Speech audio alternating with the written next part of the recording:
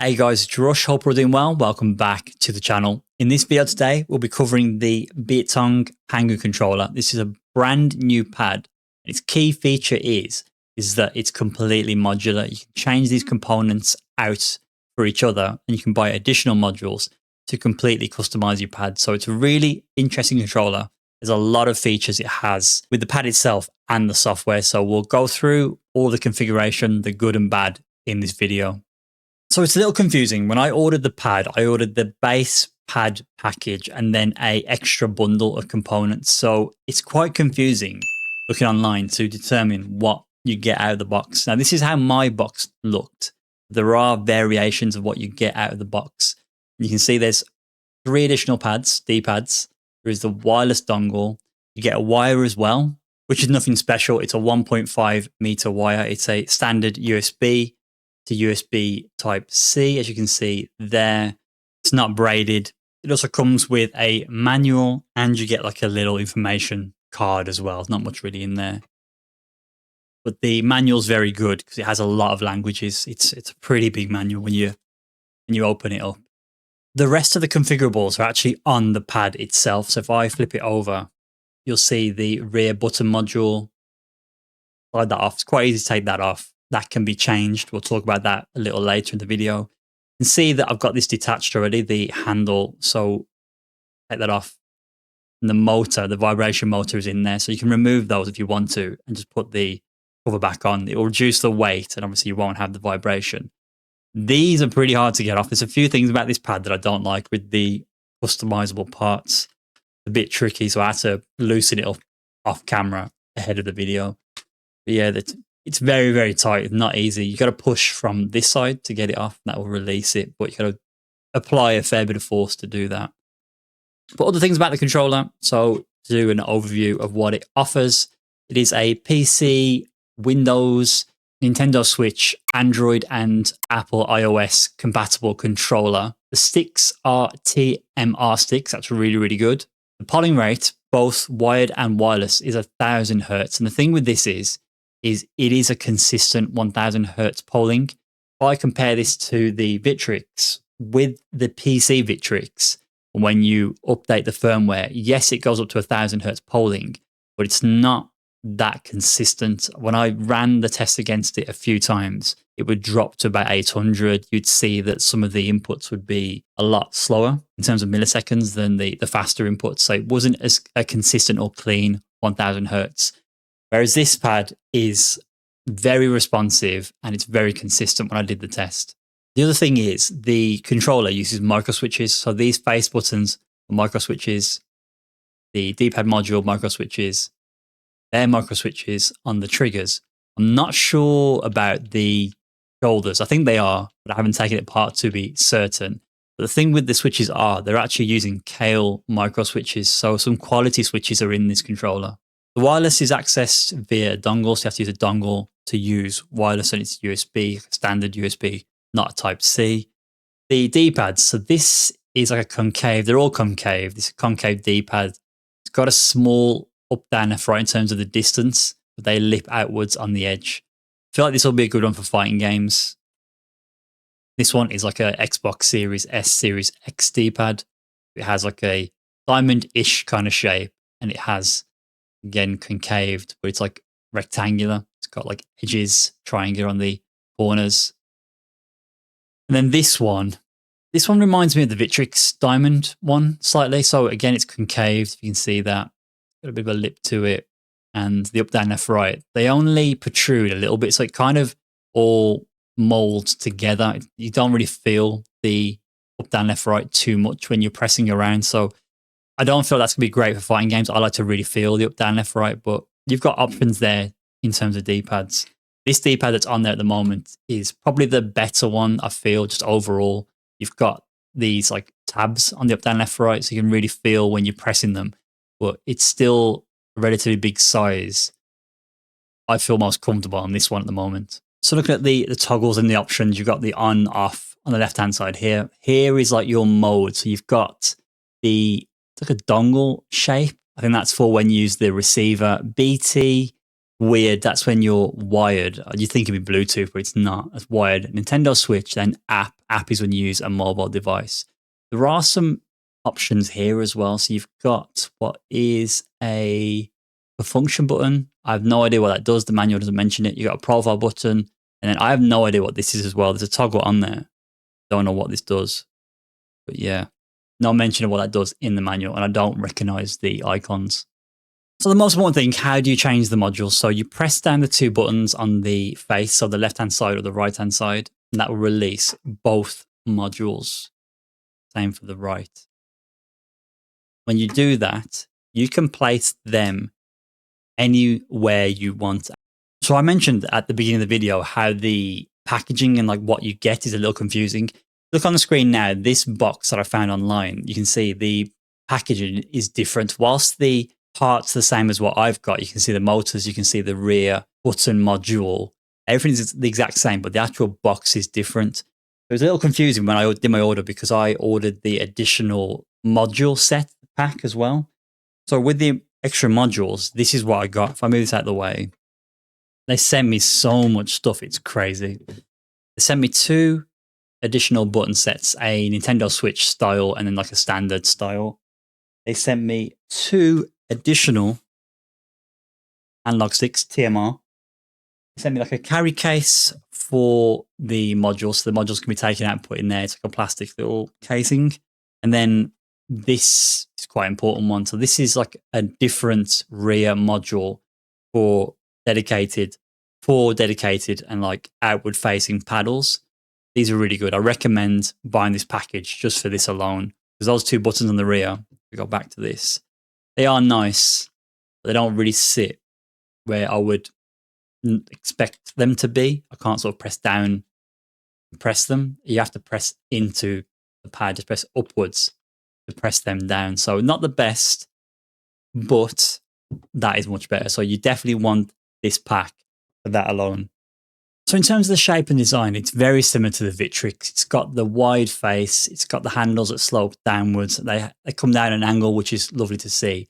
Very weighty. This weighs in with the 2 vibration packs in. It weighs in at 318 grams, so it's a big boy, but I like the weight to it. I like the chunkiness of it.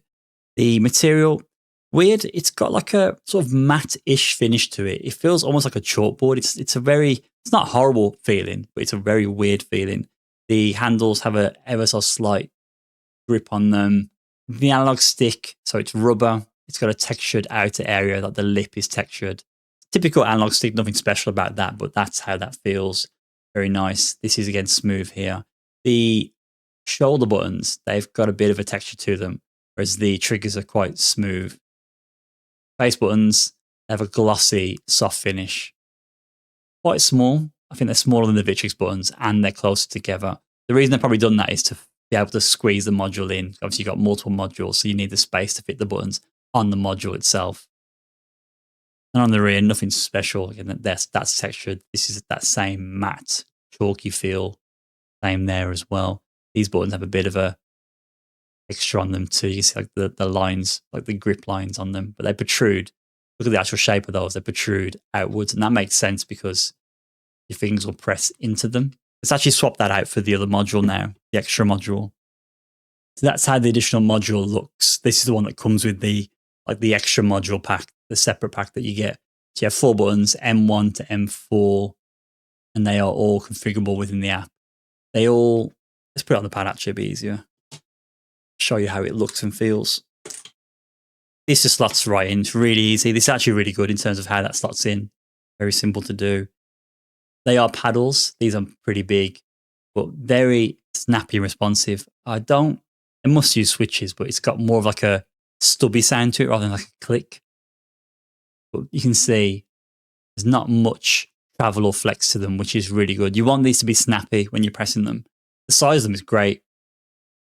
You can get to them very easily with your fingers. And I like the fact that they lip upwards as well. That makes a big difference in terms of design. For pressing these, you've got to make sure you can actually get to them.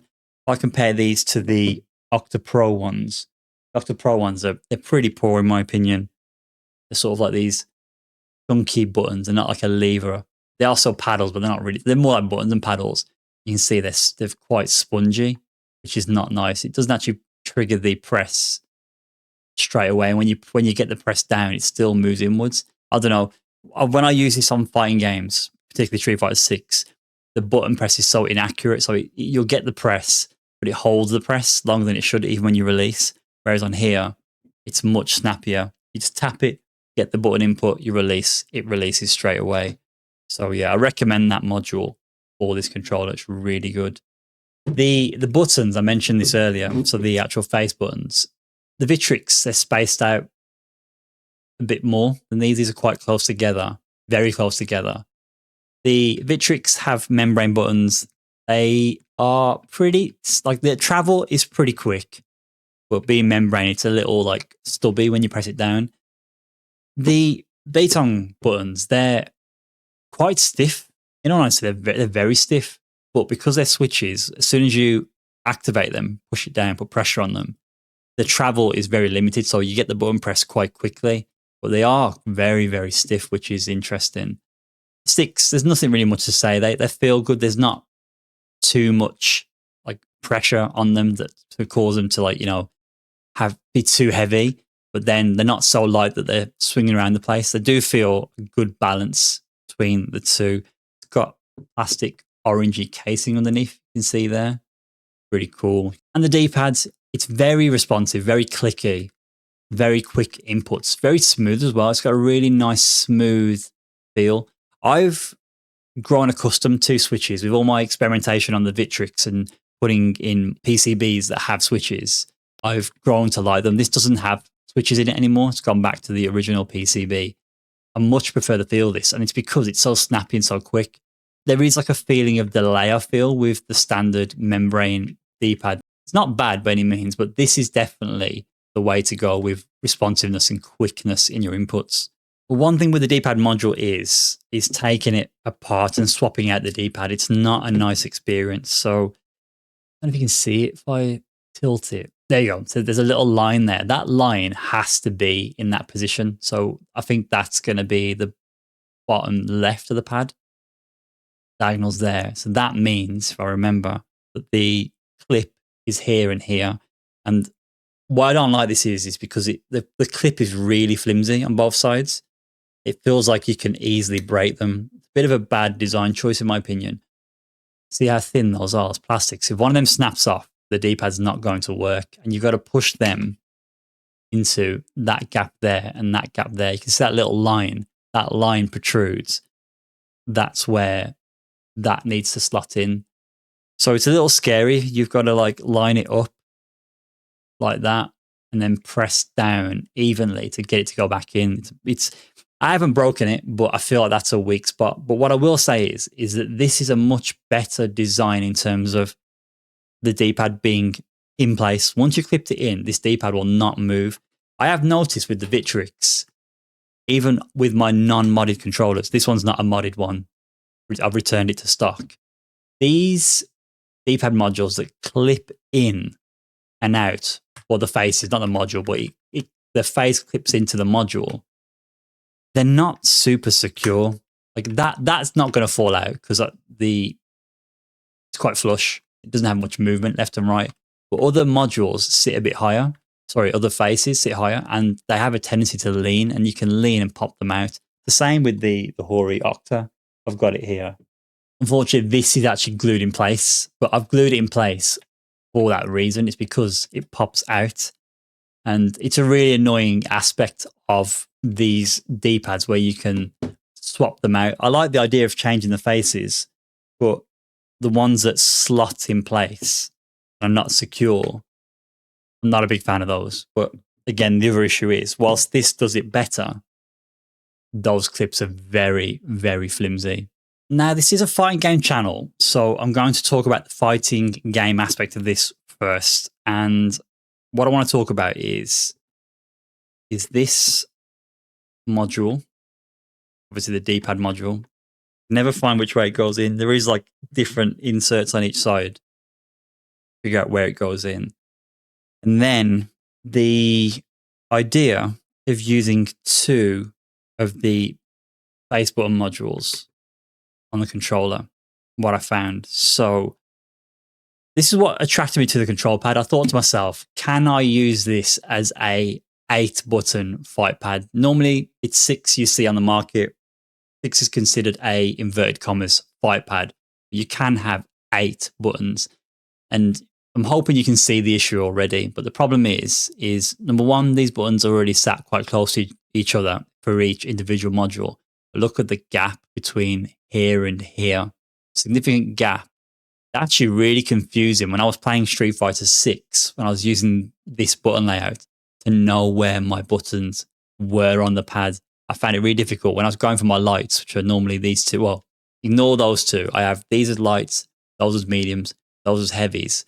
The 8-button setting, I was trying to find the lower buttons, but then I was defaulting to these two, ignoring these two, which makes no sense because those are so far from there. My thumb, the muscle memory, didn't have a clue what was going on. So I personally don't think this is great for fighting games. You can definitely get used to it, but it's really awkward because of that gap, because like they're in this way, they're all in alignment, but that way, that gap is massive. And for me, it throws me off.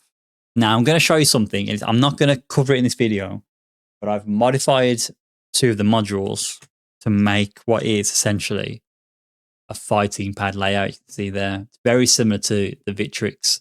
I'm not going to go into too much detail, but what I've done with this is if you look at that sits there, it bridges those 5 pad buttons. Let me pop it in. I don't want to talk about this too much because this is not a core part of this video, and it's nothing that you get stock with this controller. But because this is a fighting game channel, and that is primarily why I bought this pad, I put it in place. You look at that, these buttons sit much closer together, and they feel like a 6-button module now. Those feel like they're a one piece rather than 2 individual. But we'll talk about that in a completely separate video. But that, spoil the surprise, it is really good. So let's put it all back together, and then we'll go into the companion app. I'll talk you through the app because the app is a little confusing as well, but there's some neat things about the app. And I'll show you the polling rate, and we'll do some testing in game. The pad's now plugged in. You can see it's glowing like a white color. Now plugged it in to my PC, and I've got the polling rate app open. So let's quickly test the response time again. The polling rate of 1064. And what's interesting is, again, I've not been below 1000 hertz every time I've ran this test with this controller. It's actually insane. So that's good. I like the consistency. So let's open the BEITONG app. This is downloaded from their website. If you need help with this, I'll put a link in the video description on where to download it from and in a pinned comment in the video. Once you open it up, this is the initial page you hit. To do your manual configurations, you have to go to the peripheral assistant, click on there, it'll open a new window, and that's where you'll do your button configuration. So with the configurables, let's go into the buttons first, the face buttons, because I want to show you some of the cool features you've got here. So this will show your stock mapping. So A, B, X, and Y. Let's use A because A is at the top. This is your A button here. So it's currently mapped to A. You just drop that mapping and then you select something else. So you can change it to B, to X, to Y, whatever you want to change it to. What's interesting here is you've got these options, and what this is left stick up and then right stick down. So here you can select up and down and left and right. But if you want a specific module, so the left stick, the right stick, you can choose that and choose a direction. So it is macroed. So you've got deeper configuration options here, which is interesting. I've never seen this before. What you'll also notice is you've got multiple mappings per button. Now, this is kind of crazy. In fighting games, this would be illegal, but you can configure one button to be multiple things. So I could have A set to be A and down at the same time. So when I'm pressing A, it's not just pressing A. I'm actually going to be ducking and pressing A. That's crazy. Like if that were used in a fighting game tournament, that would be illegal because that's a map, like a macro mapping. You can have multiple inputs as well. So you can actually have like A and B and down at the same time with just the press of A. Wild, you can do that, but that is an option there for you. So I'm going to change it back to stock. Let's go into the stick. So here you can configure the response time of the joystick. You can change the responsiveness of it as you're pressing. So you can see like the green element here. You can see where that is in terms of the area around, like where you break into that. So the sensitivity changes as you go up the graph in terms of press, like the percentage that's pressed down. So I've got it on stock, just a linear line there. I'll change the mapping of this as well. So obviously pressing that down is right stick. I can change pressing that down to something else if I really want to, which again is wild. Change it back to right stick. The D-pad is pretty straightforward. Click into that. You've got your up, down, left, right. You can change the mapping on here. On my D-pad settings for fighting games, I don't have up as jump. I have my shoulder button as jump. So I'd actually delete the up button on this. But you can change that. You can change the lighting. So currently it's white, but I can change it to different colors. If you can see it there, it's actually changed like a pink color. You can see the reflection on my hand. Change it to a darker color, red. Yeah, it's very hard to see with my lighting in here, unfortunately. Blue. You can change the lighting. For me, I probably have it turned off, to be honest. I'm not really too fussed about having the lighting on, but that's a cool feature. You can mess around with the lighting. You can make it pulsate as well, like that on the screen. Clicking this area here, I click like there. You can change your shoulder button mappings and your start and select buttons. So these two can be changed as well and mapped. Extended keys, that's the two on the rear. So I'll flip it over. That's where you map those two. Clicking on the trigger itself, you can set the dead zone of the triggers as well. I've already messed with this. You've got these options here on the left so where you can have like a preset configuration. If I go to action, for example, and go back into the sticks, you can see it's already on instant response time. So it's changed it. And I think these centered positions have changed as well. So you've got some presets. Standard obviously reset it back to standard. This is on the quick options, but you got the advanced as well. I haven't really used this too much, but this might be better for like quick changes in my opinion. But yeah, you've got access. It's access to the same sort of stuff. It's just a different way to get to the various options. Your vibration is actually here. You can turn it off there if you want to as well. There's a lot going on in the app. It's a little overwhelming, but there's a lot of features. So have a play around if you do pick up the pad. Let's boot some games up and let's give this controller a whirl. So I could have booted up Fortnite, but being the Gen X, not quite a boomer that I am, I'm booting up Quake 2. I'm a big fan of, well, was a big fan of fast-paced arena shooters. Quake 2 is definitely like one of the pinnacle games when it comes to arena shooters. Quake 2, Quake 3, and Unreal Tournament. Anyways, we're talking about the control pad. So using this pad, so I don't really play FPS games on pad, but playing this game in particular on pad, it's a joy to play a first-person shooter on this controller. And it all comes down to the fact that the analog sticks are really smooth and responsive. Very, very nice inputs on the analog sticks. And then the buttons, you know, whether you're using the triggers, the shoulders, or those face buttons, they are really snapping. I keep talking about this in this video, how quick and sharp the inputs are. They do come out really, really well.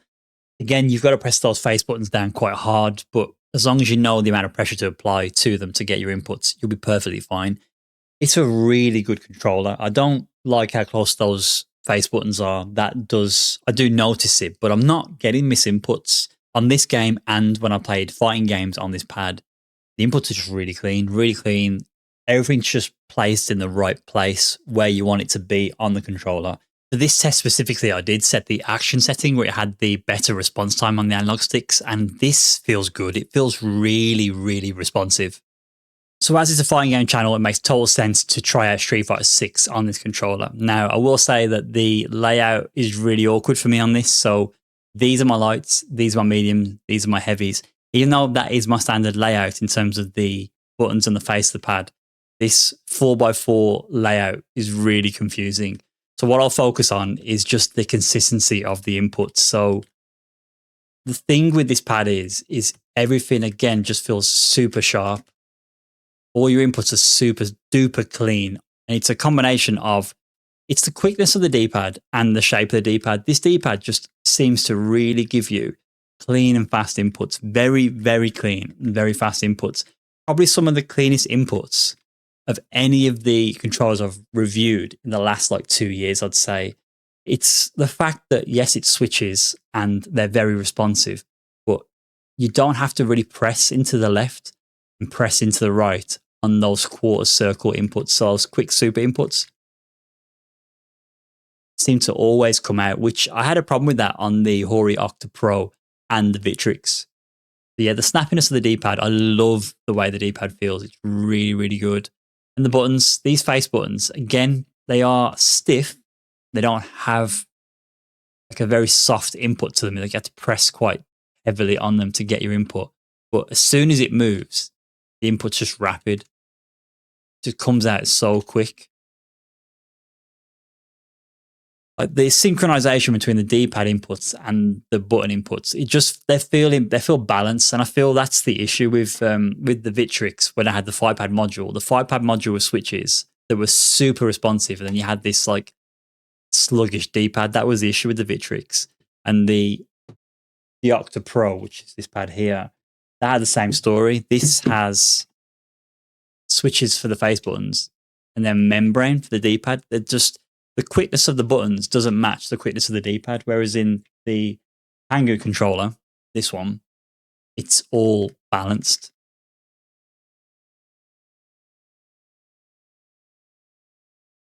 Combos, unfortunately, will be tricky on this pad because it's not set up for Street Fighter 6, but no issue at all. It just feels great.